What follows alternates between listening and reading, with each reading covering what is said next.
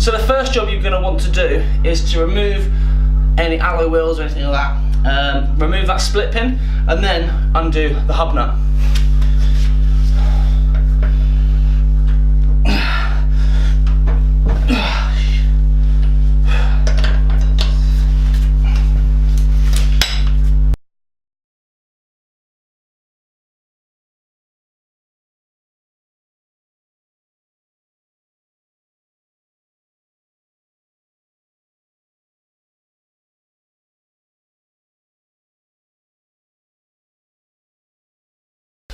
Okay, so now the hub nut is off, the next job is to remove the caliper.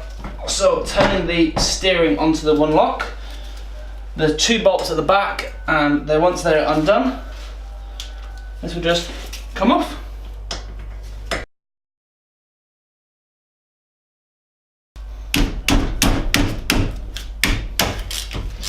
So a great way to, if you have a stiff nut, is holding the ratchet on, and as I just did then, tapping with the palm of your hand. That way you're not going to cause any damage to your hands, and you're also not going to cause any damage to your tools or any nuts and bolts. So as your hand, you support the hand, just push onto the socket, tap it up, and that typically release it, unless of course it is C-solid, but typically brake bolts, they don't.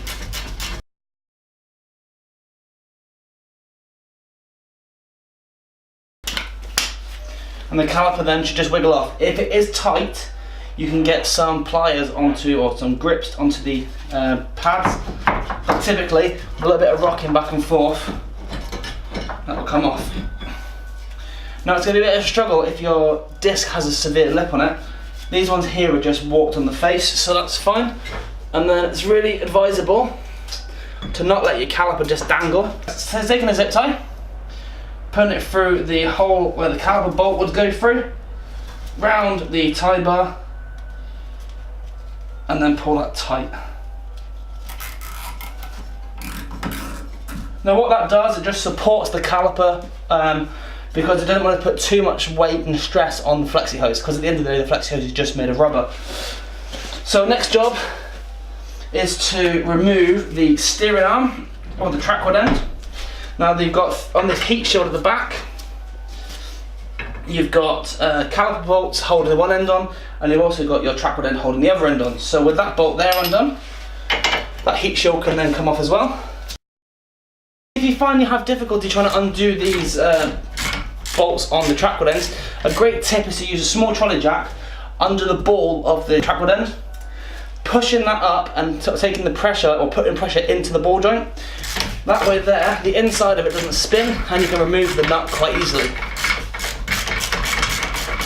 This one here, however, seems pretty good. Okay, so with my bolts now all loose, the next job I can do is start removing things from the car. Just thread this castle nut on a few threads, or until it goes flush, and that gives you a wider area to bang on, and it also is not going to damage the thread. Give it a few taps, the disc will then fall forwards.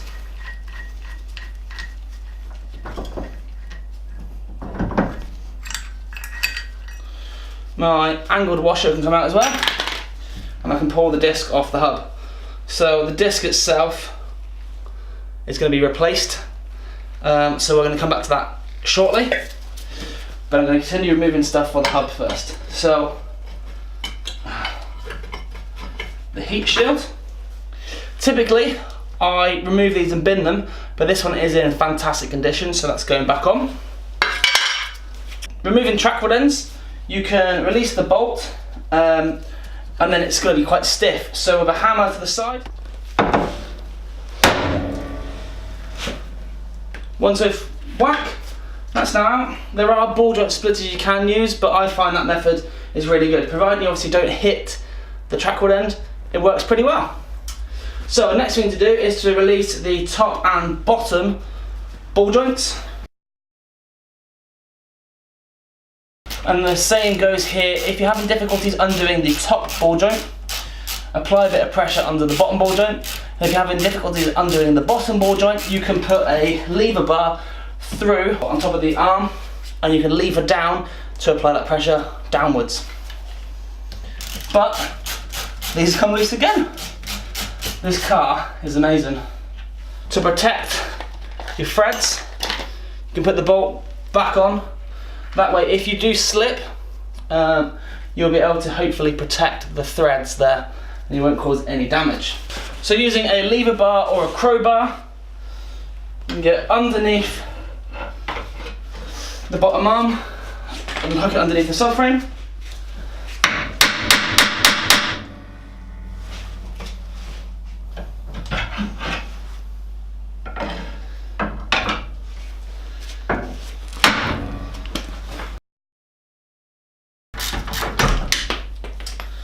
Right, that's the top arm out. The bottom arm, you can just end up tapping it on the side and it should just pop out.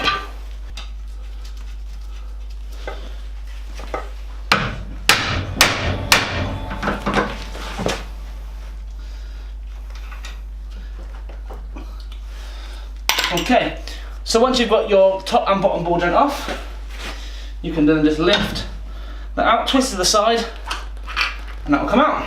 So now, the next job is to strip down the hub to get the bearings out. Now you need to make sure you pay special attention here, checking the CV boot to make sure that's not split, and also making sure you don't pull the shaft out too far. If your drive shaft comes out, you'll lose all of your engine and gearbox oil, so it's really important that doesn't happen.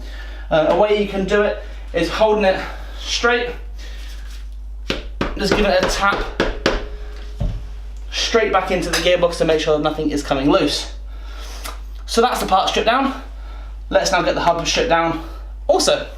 Okay, because I'm still extremely disorganised, I haven't got anything set up yet, so I'm going to do these wheel bearings on the floor.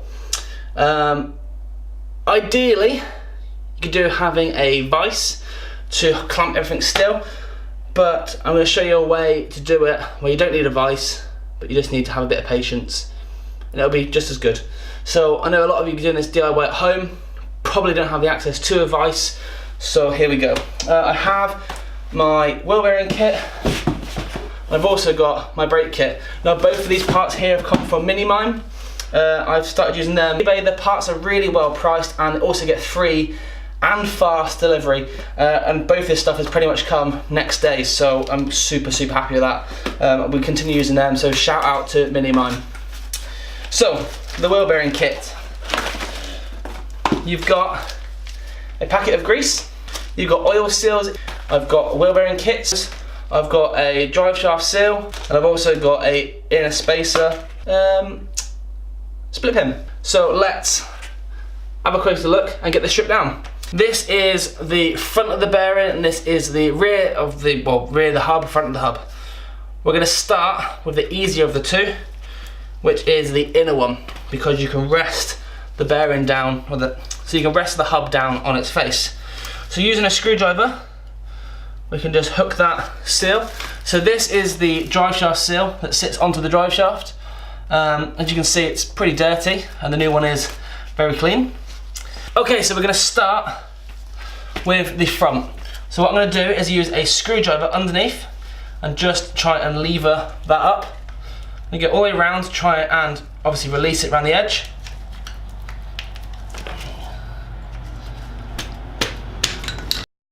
You can see it's starting to lift.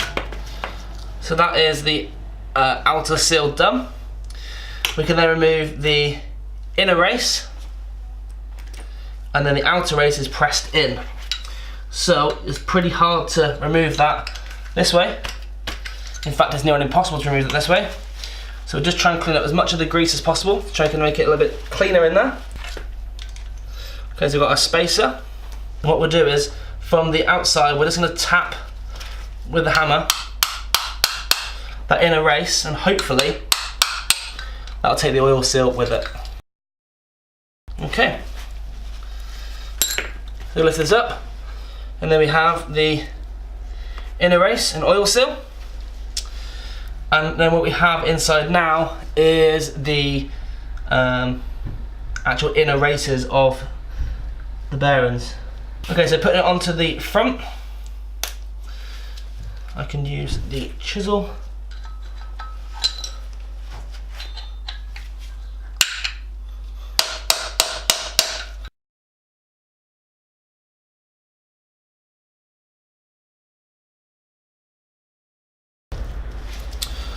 So you can see in here, that is the bearing out and it's all cleaned. I'm going to flip it over and get this outer race out here as well.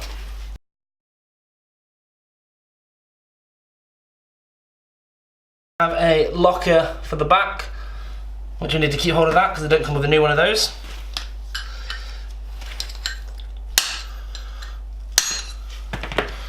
And that is the outer race out as well. So we can give this all a clean and then fit the new bearing up.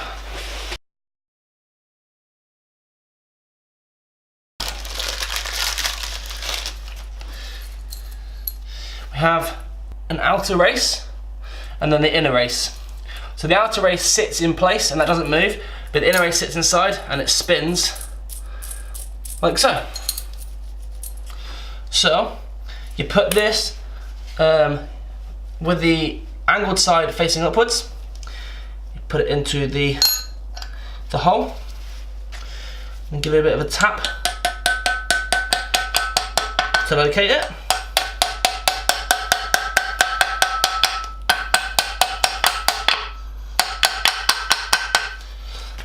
And then here's the handy tip using an old race. Let's give it a quick clean up. Let's fit this bearing on top of your new one, and you can use that as a tool to hit with a hammer. This way you're not going to damage the outer race, and if you're going to damage anything, you're going to damage the old one that's going in the bin. Just make sure you keep swapping them around, and you'll know when it's located because there is a flat section through the middle and it sits on that.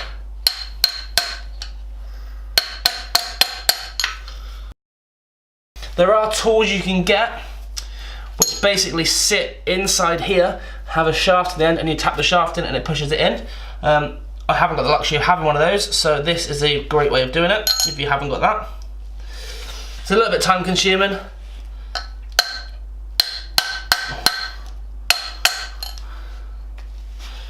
but it gets the job done.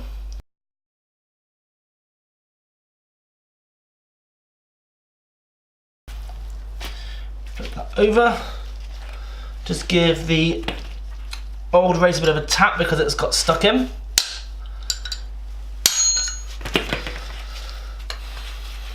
And then I can use my chisel to lightly go round.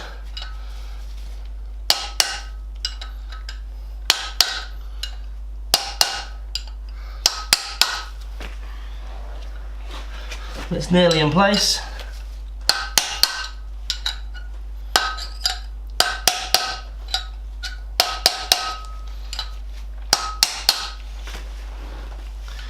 And you'll know when it's in place because it will change tone.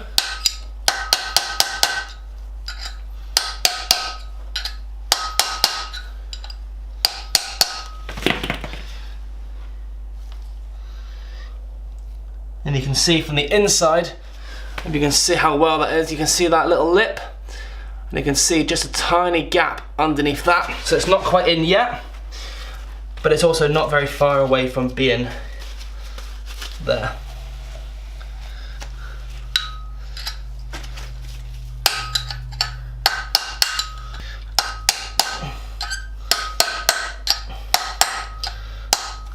You hear that change of pitch? That means it's located. Flip it over, and I can see that all the way around that is now sealed. I can then put this lock-in pin back in. This works very similar to a piston ring where it clamps down to get fitted in, and as it goes in and it's sealed in place, then it springs back out.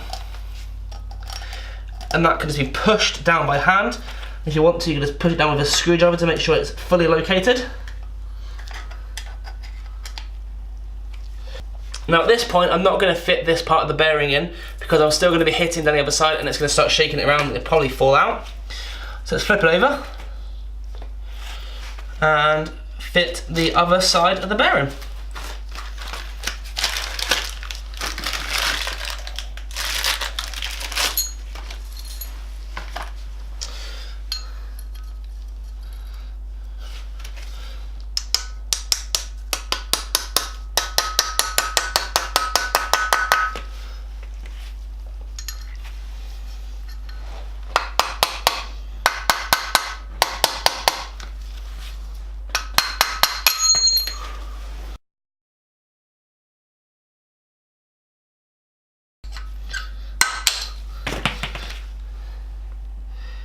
That's now fully located on both sides.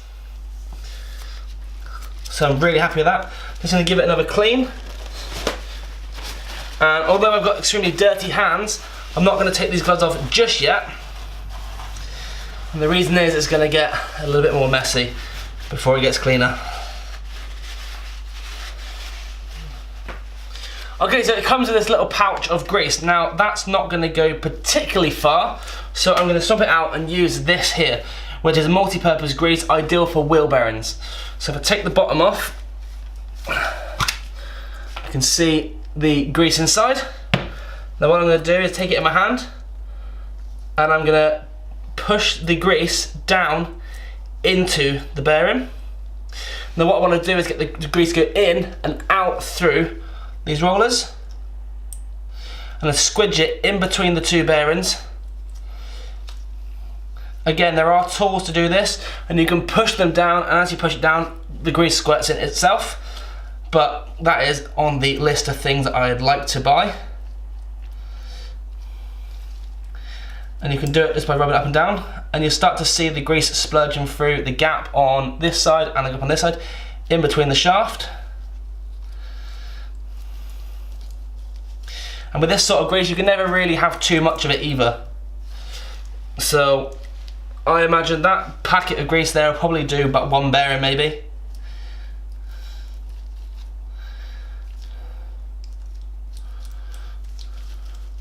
And every now and again, just give it a quick twist, holding your the middle shaft with your fingers.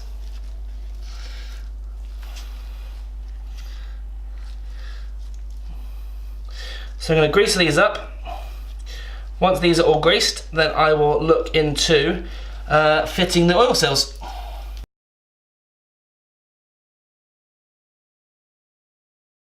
So once you're happy that it's got plenty of grease in, I can then I'll put some on the inner race as well, just to make sure everything's lubricated, because what you don't want to do is have a dry bearing rolling round. I'm just going to clean the inside lip, because that is where the the oil seal is going to sit. Okay, so these fit only one way, and they have the inside here with the step in it, that's going to face inwards, so that here can pack with grease. In fact,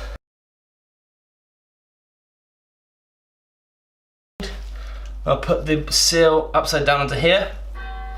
You'll be pretty careful with this because you don't want to damage it, but you can push mostly in by hand.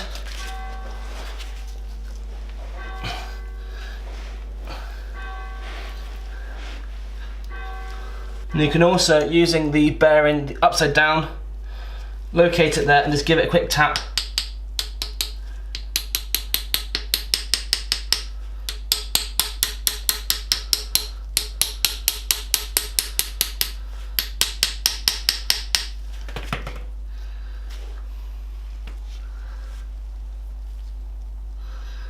And there we have it. That's one side done. Flip it over. Now this in theory should be the easier side, but before we put the bearing in, we need to make sure we don't forget to put the spacer in. So I'm just going to put a bit of grease in here on top of the bearing.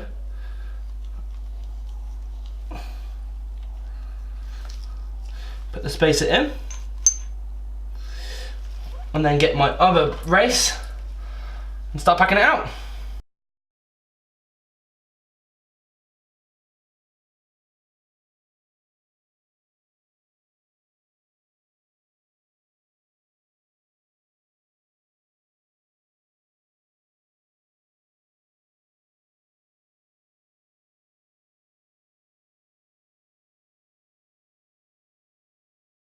So there we have a repaired wheel bearing.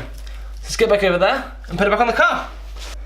Taking the inner seal, I'm going to put this onto the inside of this oil seal, and as that shaft gets pushed onto, well, as the hub gets pushed onto the shaft, that should then seat.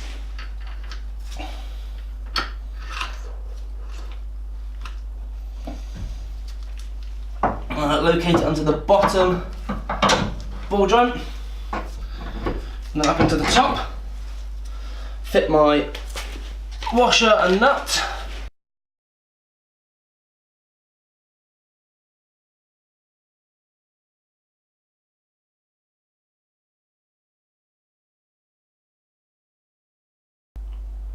So we set that to about 37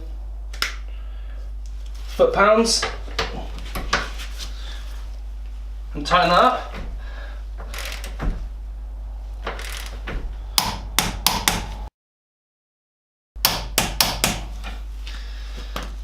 Next up is going to be the track rod end.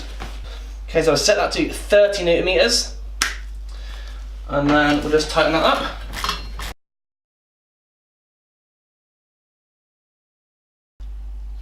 So I mentioned earlier about fitting a jack underneath.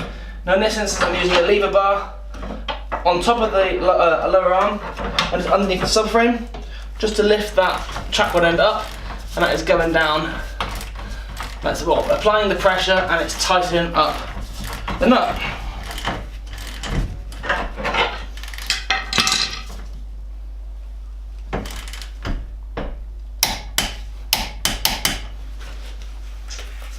Okay.